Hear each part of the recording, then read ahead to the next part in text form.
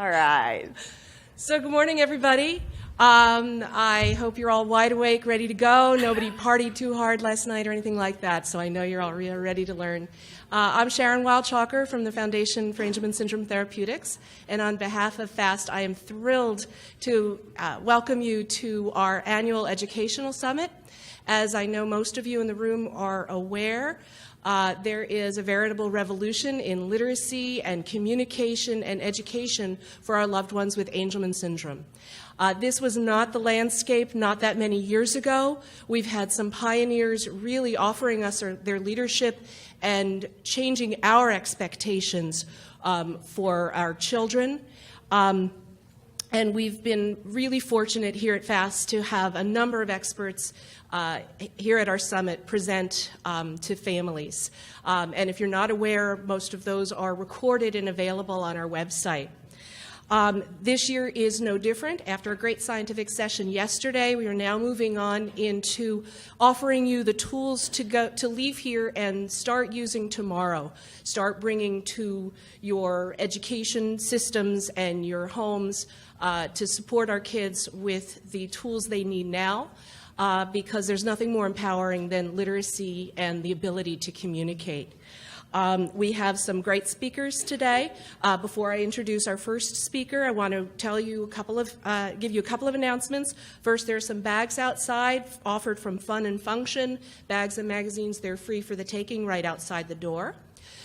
Secondly, Carolyn Musselwhite has given us a great giveaway. She didn't want it as a silent auction item. She wanted it truly given away. So there's a raffle for registration for AAC in the desert, which is a wonderful opportunity for people working with individuals who use AAC for communication and for literacy. And this year she's working with Linda Burkhart. So this is going to be a fabulous year. So if you, this is open to parents and family members and for people who truly want to go. So if you are interested, write your name and contact information, phone number and email would be great, on a piece of paper from one of the pads. And there is a poster and a box outside. Put your name in that box. At the end of the lunch break, we will draw the name of people from this room and the other room for the lucky person who gets to go to that. Thank you so much to Carolyn Musselwhite for offering that to us. Please know we are working in two separate rooms today. So this session A is in this room, room AB. If you think you're in the wrong room, the other session is in CD next door. And if you need Wi-Fi, the code is FAST, all capitals, 2017.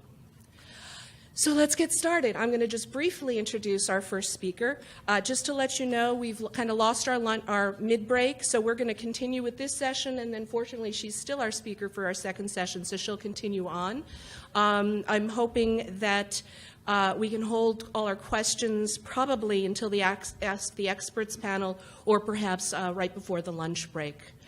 So our first speaker is Kelly Fonner. She started life as a paraeducator and has become a special educator, and now she's an expert who's teaching our teachers and our communication staff about implementing AAC strategies and education technology. She started life on the East Coast where I live, and they're lucky enough to have her here now, although she tells me she travels, and she was actually just in my neck of the woods a couple of weeks ago. She has a master's in educational technology, and I'm going to let her finish introducing herself. So thank you. All right. Well, thank you so much, Karen, and thanks so much for having me here, everybody. And we're going to make it fast and get right on with all of this in augmentative and alternative communication. As you can see right here on the first slide, all of the presentation materials are available for you on a download. So if you are wired in, if you want to go to the bit.ly/fast-AAC, you'll be able to get all of the content from the slides, and I'll make sure that that's up after we're done as well. So I'm just going to continue a little bit with that introduction and make it really quick here, because I always think that we all have a communication story. And I think it's really important that you know who the people that are talking to you and who's giving you information, whether you're at a big event like this, or you have a consult coming into your own home, or you have somebody that's coming into your child's school, to find out who they are and what their message represents. So my story started with this gang. This is my gang. When I was a teenager, my parents sent me off in the summertime so that I wouldn't make trouble. And not that I'm quite a troublemaker, but so that I wouldn't get too much in trouble on my own at home. So when I was a middle schooler, although we called it junior high way back then, I went to work at an Easter Seals camp. I was also born to do what I'm doing. I have people in my family that have disabilities. My Uncle Skip has intellectual disabilities, and what Uncle Skip told me, how he lost his arm, is that he decided that he wanted to be like George Washington and cut down the cherry tree. And he didn't quite just cut the cherry tree. Now, he doesn't tell everybody in our family that, but that I believe him, and still to this day, we were talking about it at a family wedding over the weekend, and people don't always believe it, but I believe that that's why he cut down the cherry tree. But this was my gang as I went into my formal work as a 13-year-old. And at that Easter Seals camp, I ran into the rest of the gang, including this guy. So this is Todd. Todd was 2 years younger than I, and he really ran the camp. And so I learned, again, early on, that it wasn't about serving people, that it was about working with people. And so, again, all of this fed what I had. We had people in our church with disabilities. We had people in our family with disabilities. I had people in my home. And to this day, it's still that. So Todd was always telling me what to tell everybody else what to do. So that's what. As I went on, and I stayed within the Easter Seals Foundation for a long time. This was, as Karen said, I started working as a parapro. So this is me in Miss Denise's class. Can't figure it out. That's me over there. So I was a parapro, and then I went on to be Bob's one-on-one. So I went to kindergarten with Bob, and so I learned a lot from being in a kindergarten class with a young boy with cerebral palsy who needed all kinds of assistive technology. And even though there was the gang of professionals behind us, so we had the teachers, we had general ed teachers and special ed teachers, and we had speech language pathologists, and we had occupational therapists and physical therapists, and all the technology was around us. The people that when an augmentative communication system came into Bob's life, the people that learned that augmentative communication system was Bob's mom and me. Because my first speech language pathologist did sign language, and that's what she told us.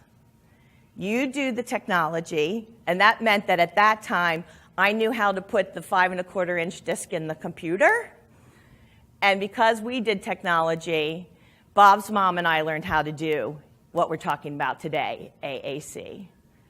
And when Bob left kindergarten and went on to another school, and the speech language pathologist in that school knew about augmentative and alternative communication, and she reprogrammed his system a whole different way. And Bob spent the first year of first grade with his head down on the table or in the naughty corner because he was misbehaving, but his words were all different. And so about halfway through first grade, we got a call from Bob's mom that because his words were all different in his system, although what his first grade speech language pathologist was saying that we had done it wrong. We hadn't done it the right way. So I'm here to tell you today, there is not a right way. No matter who tells you how much money you pay them, how many years that they've done this, what company they work for. The way is that you figure out with your child who you know and the people around them and your path to communication with your child.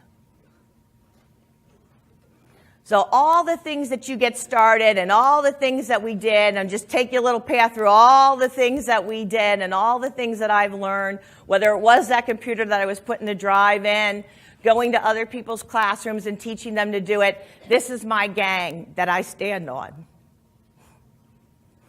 This is my life today. So this is my sister-in-law, Kay. So Kay is my husband's oldest sister. She runs our family. And, you know, Kay does. When my mother-in-law passed away, Kay took over. And she calls everybody. She tells us all what to do. This is a copy of her communication board that I keep with me, because when she runs it over with her wheelchair and cracks it, I might be in a whole nother state. And even though she's got 3 in her top drawer of her kitchen, you know, something's always missing. And I'm FedExing it to her from somewhere. You know, and that went on forever. Kay passed away when she turned 72, and we lost the hub of our family. And yes, a hub of your family can get run from an alphabet board. All right? So you can never be to anything to not be communicative. Right? So I do live what I do in many, many ways. So as we talk about these things, your child communicates. Your child came out communicating. It might not just be the way that everybody understands.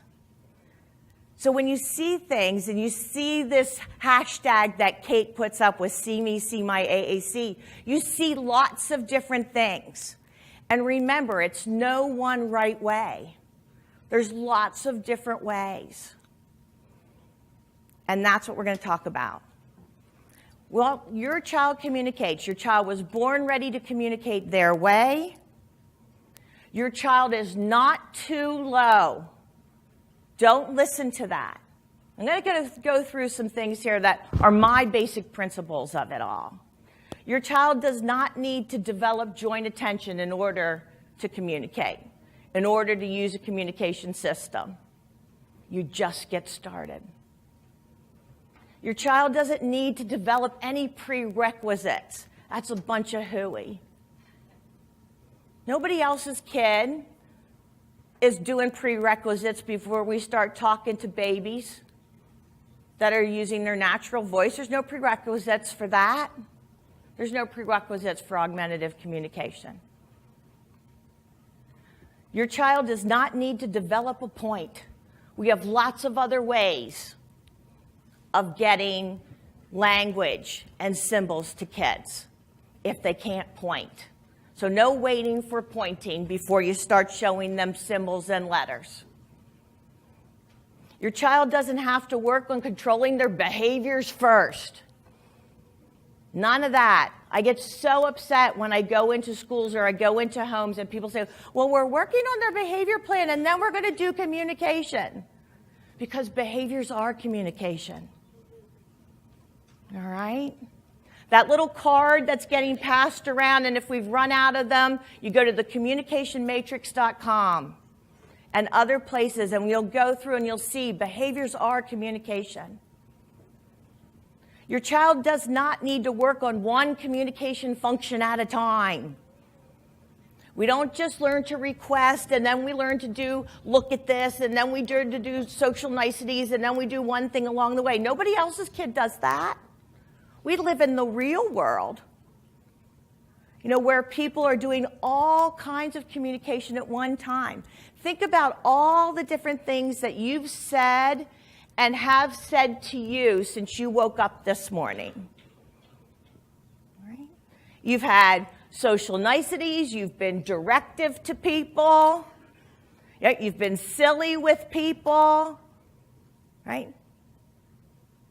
You might have requested some things. You might have responded to somebody's request. All of those things go on all of the time, and your child is experiencing that all of the time. We don't segment it out one at a time. That's not how we learn communication in the real world. And I live in the real world. I live in the real world. The kids that I work with live in the real world. The people in my family live in the real world. We don't break it down. Your child communicates now, right now. And that's where we start. Wherever you are right now, wherever they are right now, that's where we start. But are you and the other people listening? Are you listening to what they're communicating and how they're communicating? That's what we have to get on board with. Your child is, when people say to you, your child is not ready for AAC, these are statements that are woefully misinformed. These statements are old practice. So when you learn about new statements, share it with the people that have told you that old stuff, because those statements have no research behind them, and the people that used to say those have debunked them. The people that used to make those statements in the 80s that I learned from are doing the workshops that they're telling us, no, this is not true anymore. And yet, speech-language pathologists and teachers and other people go to presentations, through college, and still hear that there are prerequisites for AAC.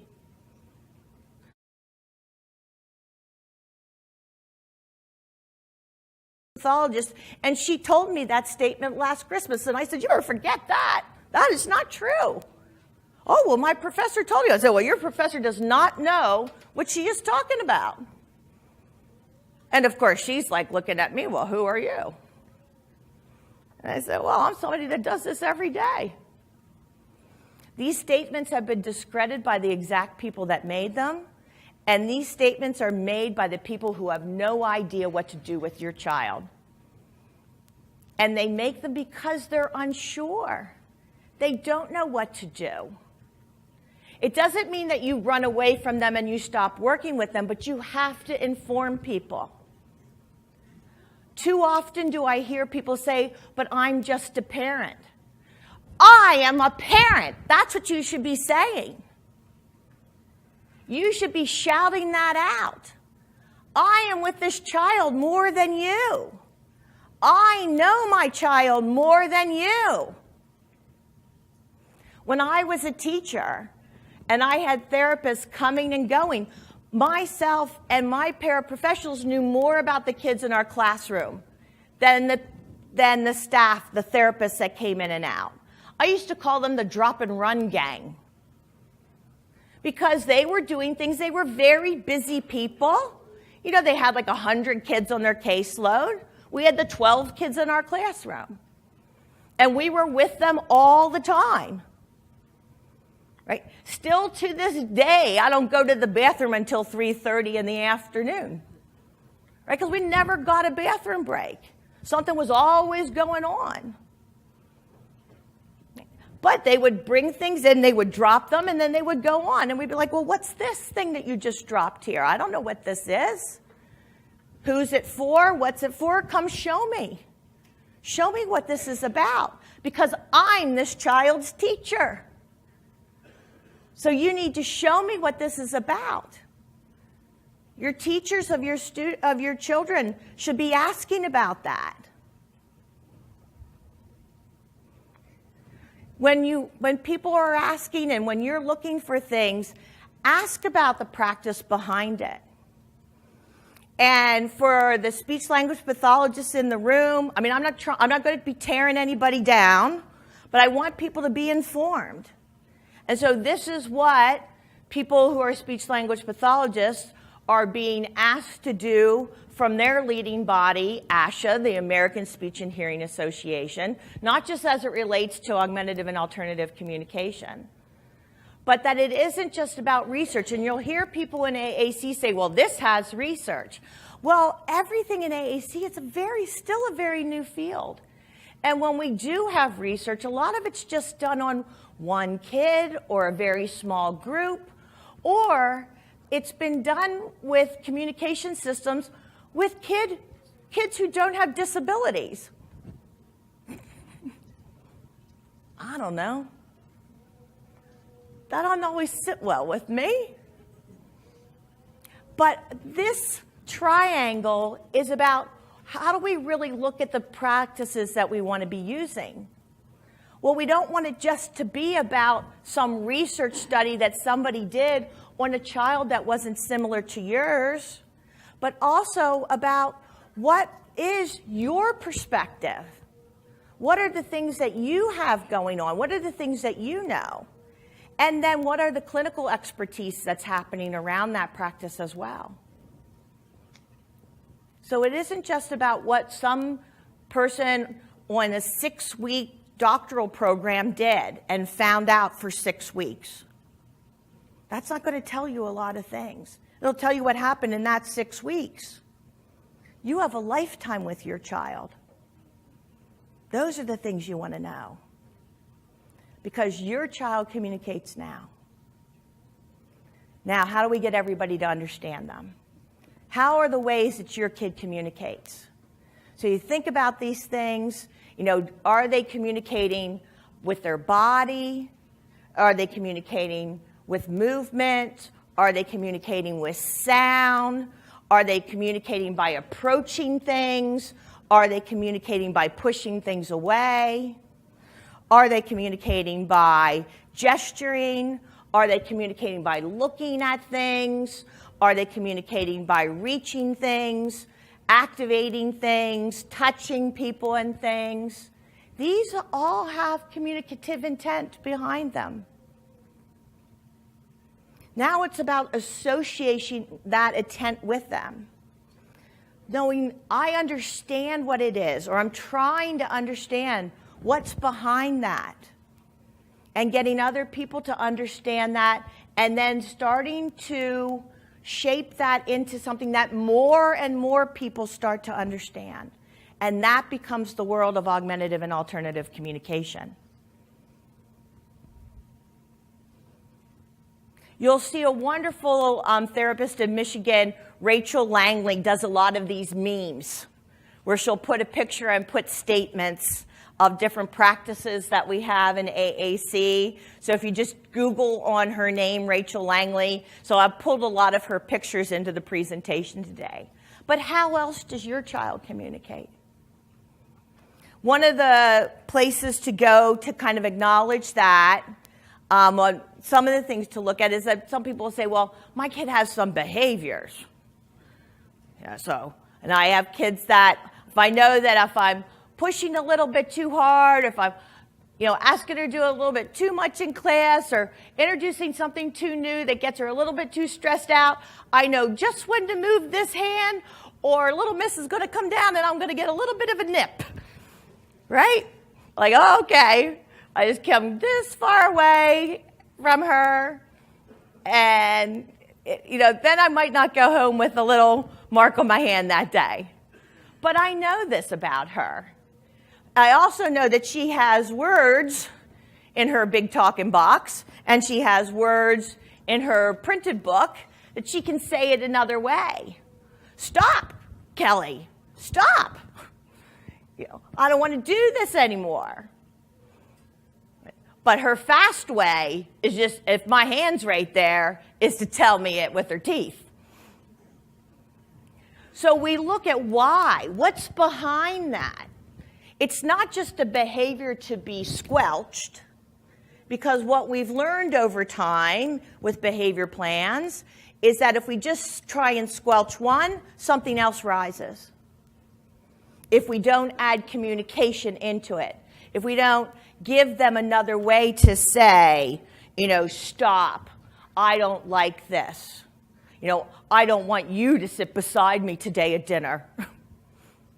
I don't like this. And then you're wearing it, right? In one way or another. So there is a researcher, Mark Duran, who's been around for a long time. Actually, Mark worked with the people that were being deinstitutionalized in the state of New York and other places. And he developed what's called the motivational assessment scale, which is a 16-point scale. So I'm going to try throughout this presentation to give you pieces of information so that you have, because people are here from so many different perspectives, so that you have something to launch off of after this hour. So Mark, his first name starts with a V, the letter V. So he goes after V. Mark Durand, not the Mark Durand. I always thought that was funny. V. Mark Durand. And his 16-point behavioral analysis will, after you finish asking and answering the questions, and what he has is people separately answer the questions, is it looks at what's driving that behavior. Is it a sensory need? Don't just guess that it's a sensory need, right? We have a lot of children in this community that have sensory needs, but don't guess at that.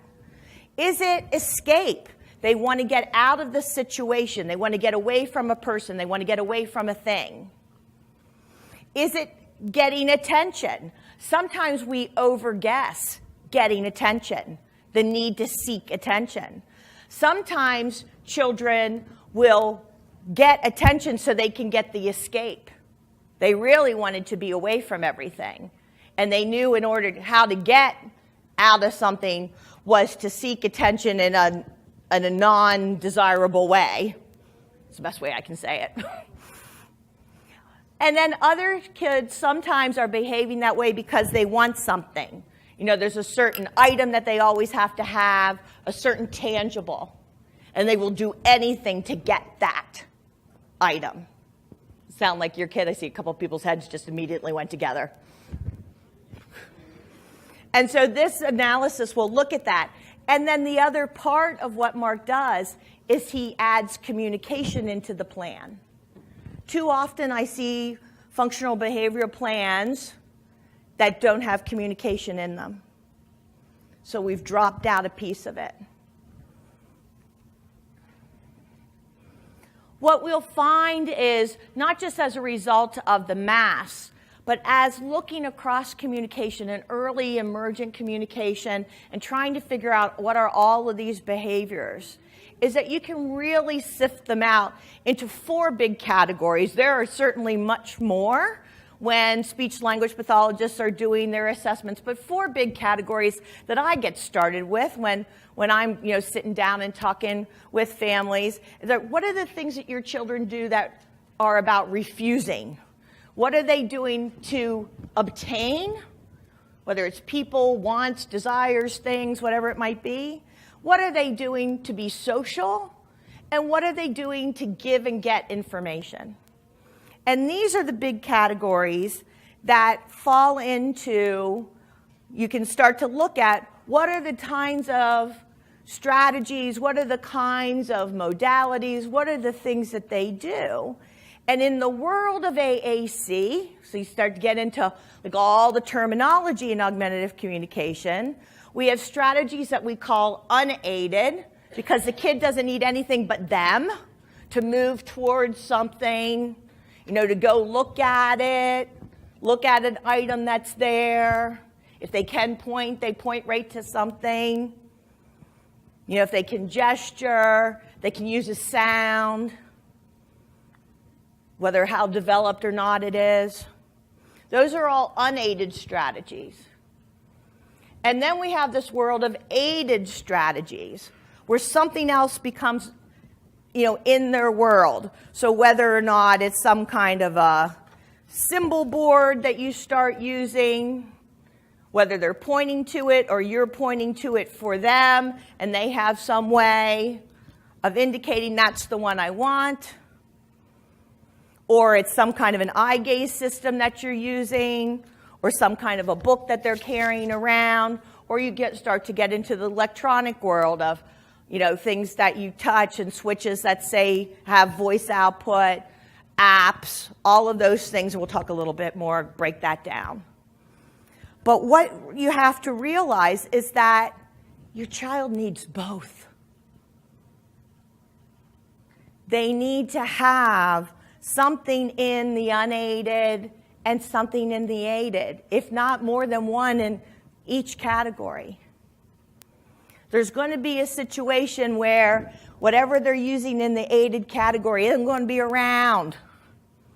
You're going to be somewhere where the Wi-Fi isn't working, and maybe the app that they used is dependent upon Wi-Fi. You know, when the phone app, the pictures aren't coming up. I was in the middle of a mall with somebody, and the app that they use is dependent upon internet connection. We weren't getting internet connection, and suddenly communication meltdown. Like, we were glad we had unaided strategies. Right, so mom pulled the book right out of her purse. Here we go. All right, because we were there to buy birthday gift. Right, and the birthday gift needed to happen whether or not the talking box was working.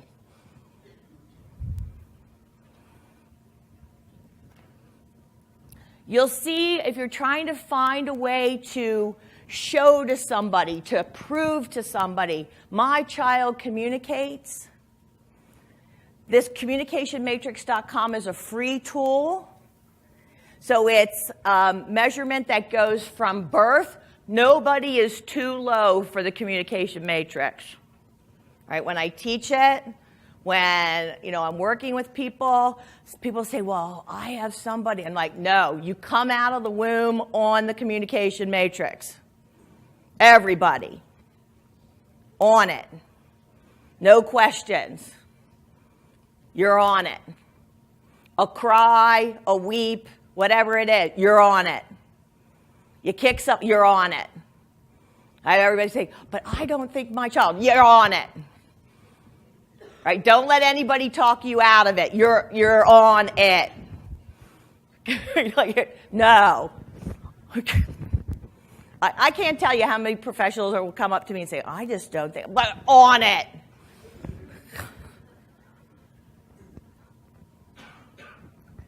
In the delivery room, on it. People can be crazy. I can match crazy. So the communication matrix works like this. It breaks down into those 4 areas of obtain. What are all of the ways that kids communicate? Refuse. What are all the ways that they communicate obtain? What are all the ways they communicate socially? What are all the ways that they communicate information? And all these little blocks are just communication skills. How you read in the 3-point font from the back? All right, it's a 7-level. It only goes from birth to the end of age 2, to 24 months, and it's only about expressive skills. One of the nice things about why it was developed is because speech language pathologists didn't have any other thing. They didn't have any other assessment tool to use. Nothing had this level of specificity. Ooh, got that word out. I can't say it again. Should have just left it there, Fonner. The first 2 levels, now on this scale, they will call it pre-intentional. I will also be honest with you. There are people in the AAC field that don't like this measurement because they don't like the word pre-intentional, because how do you know? We don't know what's in somebody's mind. Are they really pre-intentional? So we'll call this emergent. Because in this level, it's about interpreting cries, interpreting movements, because they're not really, you don't really know who's doing what on purpose. When they cross over to doing it on purpose, they go up to level 3. For example, give an example, Kelly. When I'm feeding somebody and I'm beginning to feed them, and then they hit the point that they understand, if I open my mouth, more food's going to come. That moves you across that. So they start to do that intentional. Now I know. If I'm looking at you and people are coming towards me and I get more people to me. If I pinch you and you go away from me, and I start to learn that I do that and I send people away, that starts to get the intentionality of whatever I'm doing, gets me more communicative. That moves me into that level 3 category. Now we start to add words to that. Oh, you like it. You like the food. You want more food. But we start to add words to that, and we start talking with our words. Right? So you're talking out loud, you're talking, in AAC, we're talking with words. We're adding words to that, you're adding signs to that. All of those things. So that's what the communication matrix will do. We'll show you what skills, how, and it acknowledges all of those things that were on the previous slides.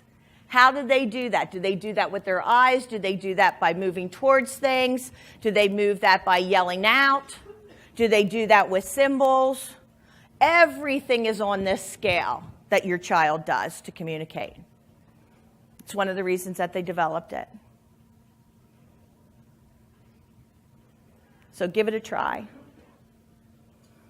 One of the things, too, is to understand in augmentative and alternative communication is that there is something, some strategy, some tool, some method for everyone. That's why there's so much stuff out there.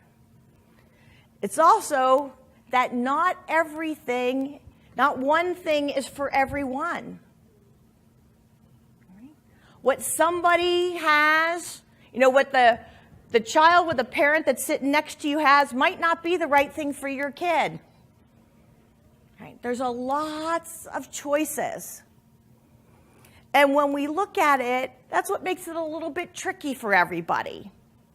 It isn't a match of you have this syndrome and you get this device. You have this disability and you have this device. You have this vision impairment, you get this device. It's not that kind of a match in augmentative communication. What we do look at matching is what's called features. There are over 400 or more products. It's a lot of stuff. There's over 300 apps that you can download. Like, where do you start in all of that? How do you choose it? Who do you turn to? And so this is a lot of stuff on this screen. But when people talk about feature matching, this is what they're talking about. What kind, are you going electronic? Are you going non-electronic? You're doing them both. What kind of hardware? What's the size of it? What's the format of it? How big are the squares? Those things are all called features. What are the symbols going to look like? What's the voice going to sound like? What's the language representation system? How are those symbols going to be organized? Are they going to be organized based upon all of the color words are together, all the emotion words are together, all of the, people words are together? Is it going to be organized based upon all of the things that you do when you go to the mall are together, all the things that you do at school are together? It's kind of organized by activities, all the things you do when you're eating are together? Or does it have a different kind of a structure? You hear people talk about core boards.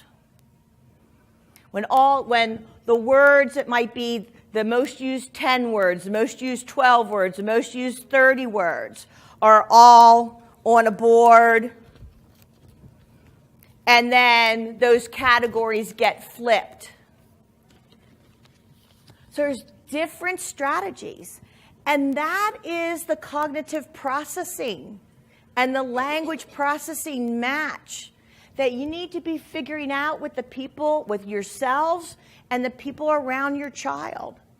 How's your child thinking right now? Where are they in language development? How do you start to put all of this together? It's a tricky thing, but you don't wait. You start talking with them with something. Just like children who are developing their oral speech, we start talking with something. We start blah, blah, blah, blah, blah, blah, and then someday somebody says cat. Trust me, when I do workshops and I ask people, if you have a child that's developed a natural speaking voice, what was the first word that child said? Rarely, almost never, does anybody ever say the word more. I'm so glad you're laughing. And for the people who aren't laughing, maybe your child hasn't been put through this torture of the word more. I believe it's more torture. We have no research, none, in the triangle, that more is the first word that everybody's supposed to learn.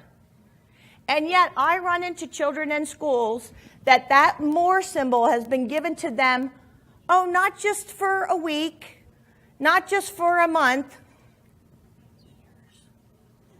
They've been doing more and finished forever. And you don't get anything else until you're doing a more and a finished. Well, you don't want to say more. I have kids that would rather eat the more symbol than say more.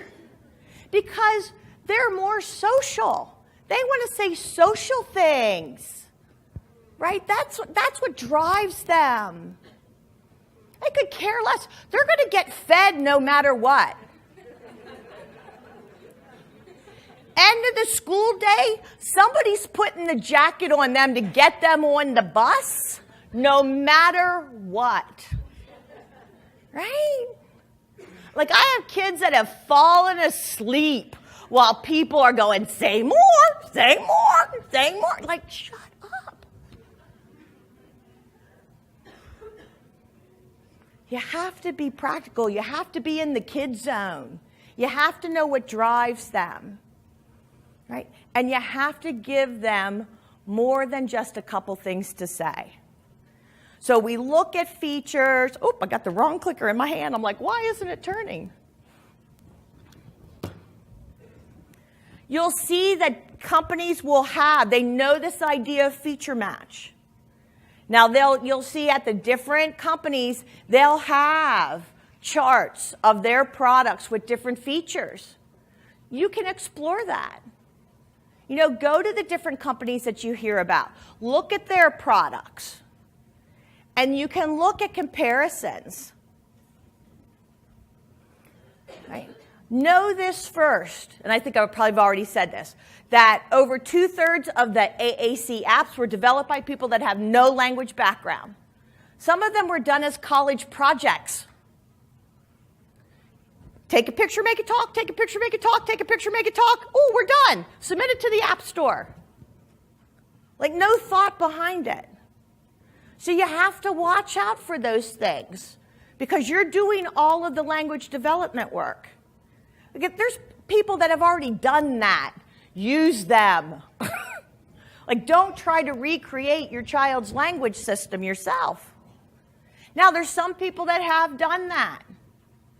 And the good people that have done that, the people that have created something because they were connected to somebody with a disability, have come out, shown it, and then they have listened. They've taken input from other families.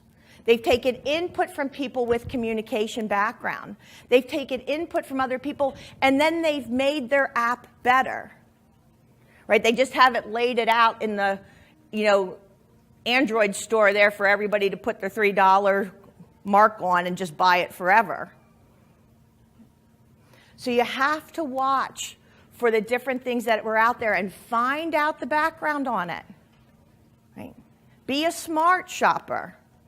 Talk about it. Find out the history on it. There are different websites on there.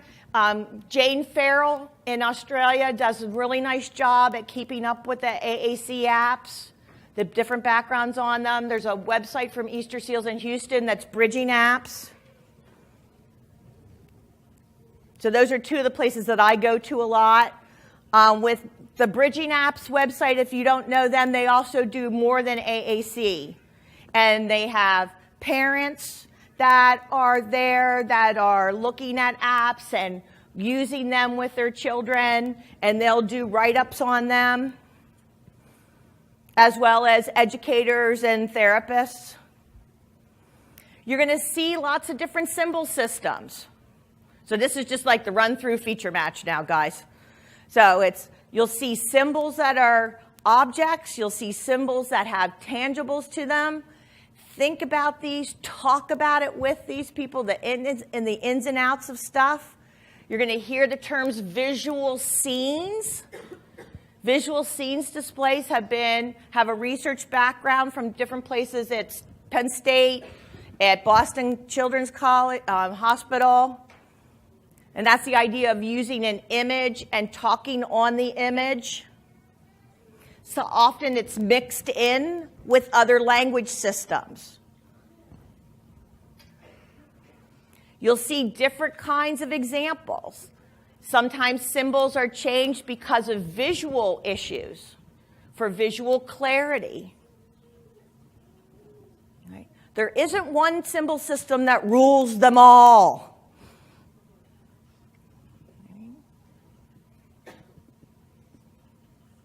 There are symbol systems that are used over and over again. There are some symbol systems that are meant for not one symbol means one thing. So, for example, some of the symbols on this page are about every symbol has one meaning, versus this page where symbols get used over and over again. And they combine, just like we combine letters of the alphabet to create new words. On this page, you'll see examples of symbols that could get combined with other symbols to create new words and new phrases. And there are different strategies behind all of these.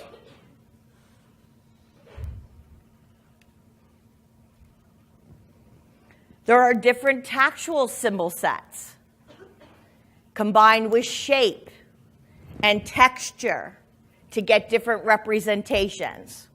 A quick example here from the Texas School for the Blind down at the bottom for the idea of a spoon. Yes, it can be a spoon, but if I put that spoon on different backgrounds, if I put it on an oval shape with kind of like a smooth moleskin, that spoon represents an object, so it represents the spoon itself. If I take that same spoon and I put it on a triangle shape that represents action, now it's an action word. And the texture of it is like indoor-outdoor carpeting.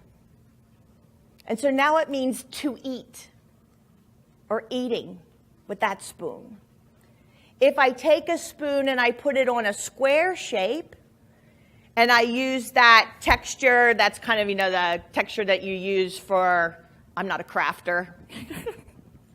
I'm trying to be a crafter.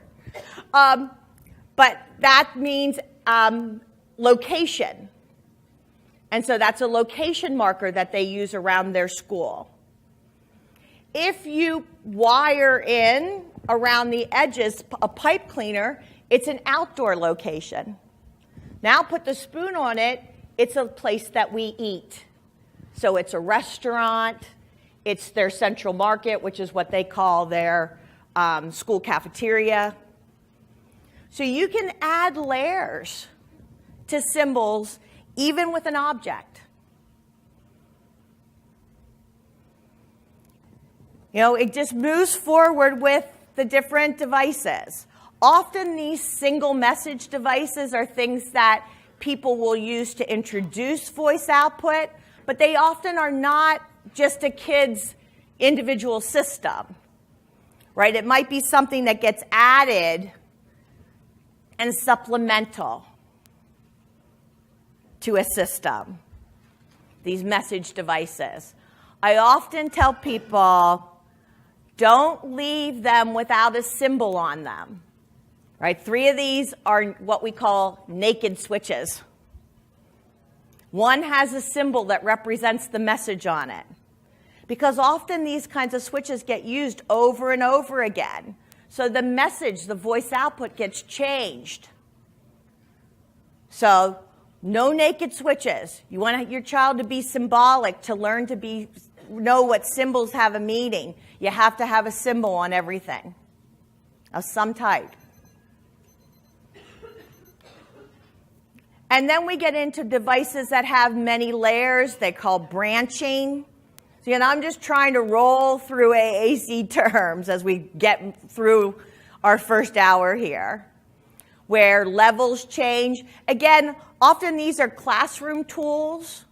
They might be something that people get started, but they're not going to give you a wealth of language for your child. They're not going to be a robust language system.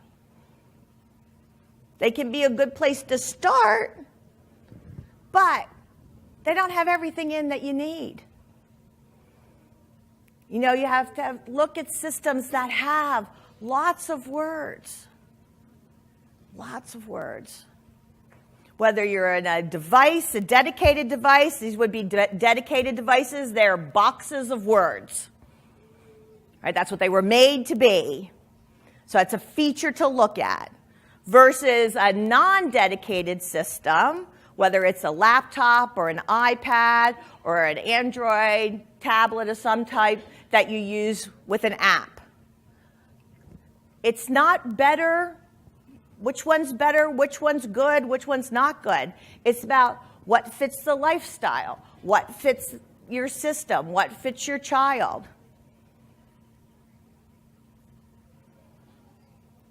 And then just looking at all the other kinds of things of how can you manipulate that system. Can you change the symbols the way they need to for your child, for your family, for the way your child accesses things physically and visually, and to be a part of your world and your home? All the other kinds of considerations. So AAC is a tricky thing. It isn't just pick it out of a catalog and buy it the next day. And that's just about the stuff. There is a whole world of strategies. So as people are making these decisions, you might hear of another term called the SET framework. This is one that people often get introduced to as it's not an assessment, it's a way of collecting information. What are the things that we know about? The S stands for student.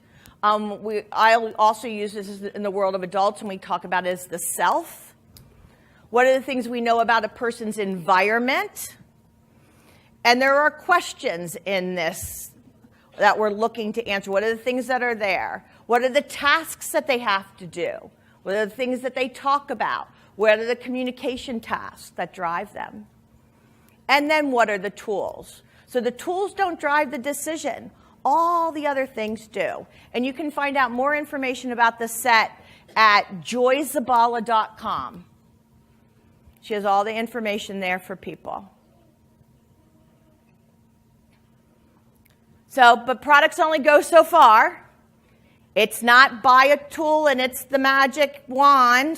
You probably have heard people talk about that. It's what you do with it. This is what I tell people a lot. In order to have a symbol talker, you have to be a symbol talker. All right? You have to be using that system too in your world. Your child has to see you talking with it. Right? They don't just spontaneously combust when you put the device in front of them and they're like, oh, I've been waiting forever, Mother, thank you. I will now use this to speak to you. Right? They've never seen this before. Right? Dad, you need to be talking with the system. Right? And that just it doesn't mean that you point to absolutely every word that you're saying, but anchor what you say with a word as you begin to use it so that they see, oh, people use symbols to talk with. Symbols are our world and our family. Right? I love this. This is one of the memes from Rachel Langley. It says, more to say. I'm asking a question, where are the cookies? You can do that. Can you put a symbol on your cookie jar? You can do that at home. put symbols on different places so they see symbols in their world. Some of you are, Martha Stewart. She can make it look pretty. Make it pretty functional, though. All right? They need to see things being introduced. Because when we teach kids sign language, we sign to them. When we teach kids to read, we read to them. When we teach kids to speak another language, you speak that language to them. My grandfather wanted me to learn Hungarian. Unfortunately, he only taught me the bad words. I can curse up the world in Hungarian. I can't say a lot of nice things, but, it does me well when I don't really want anybody to know what I'm saying. Right? But if I want a child to speak in symbols, I need to speak in symbols to them. And that is a term called aided language stimulation. Sometimes people call it modeling. Sometimes people call it aided language. The thing not to be misunderstood is that just because you are pointing to talk, sometimes when people use the word modeling, they think that the child or their student is supposed to do it right after them. No. Again, when you have children that are learning to use a vocal mechanism, they're not saying it right after you say it. They're hearing it for days and days and weeks and months and months. And the same thing is for symbol talkers. So you can't demand it. And therapy is not enough. Going 2 times a week, for a 40-minute session and just letting the speech therapist do it is not enough. This is a statistic from Jane Corsten. Jane Corsten is a speech-language pathologist in Kansas who, one of her assessment tools is called Every Move Counts, where she looks at how children react to different sensory items. And from that, we build communication. How do they react to visual items? How do they react to smells? How do they react to taste? How do they react to other kinds of things? And we look at that reaction and we build communication upon that reaction. And then Rachel took that stat of by 18 months, babies have heard 4,380 hours of spoken language, and we don't expect them to be fluent speakers yet. If an AAC learner only saw symbols being modeled communication twice a week for 20 to 30 minutes, it would take 84 years to equal that amount of time. So it can't just be 2 times a week at speech therapy that they're using. So if your child is trying out a communication device and it's only happening at speech therapy, ask them to print out the display for you. The major companies all have ways that the displays can be printed out. And you can, if you've got Proloquo to Go, you can get a copy of Proloquo to Go, the main page of the core words. If you're trialing out any of the things from Dynavox, you can get a copy of the main page with the core words. Same thing with the parenchyromic devices, with the accent devices. They all have a way that things can get printed out so that you can have a printed display. All right? Kate has a lovely example that she calls the periodic table of AAC on her website that gives you all the kinds of strategies that we're looking at through assessment and implementation. So up at her website, teaching learners with multiple special needs. I didn't get all the words in there.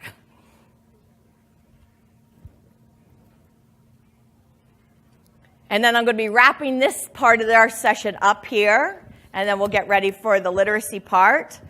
But to understand how AAC and the impact of it is to remember that it's not the talking box that motivates your child to communicate with it.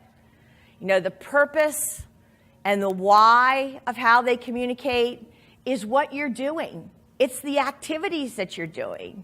It's what you're doing that they want to talk about. You know, even if it's you're sitting on the couch and you're watching TV. You know, if you're going out shopping. You know, what you're talking about, what you're doing, that's what motivates them to use their system.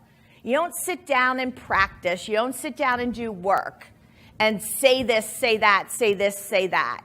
You know, I have a lot of kids that were therapied AAC to death. You know, all the death of the device. Because that's all they could do. Say, you know, boy, say girl, say grandma, say mommy, say midnight, say afternoon. They can do that with their communication device. But they can't say, I'm going to see grandma this afternoon. So it's about what we're doing, the environment that we're in, and the people around us.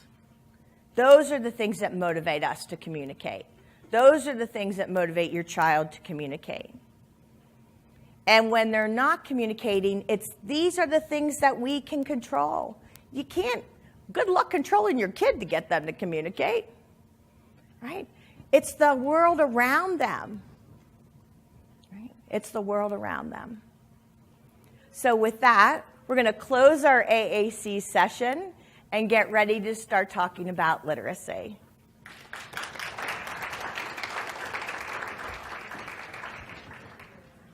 All right, I'm going to have the guys in the back quit out of this one and then open up the literacy session, if you will, please.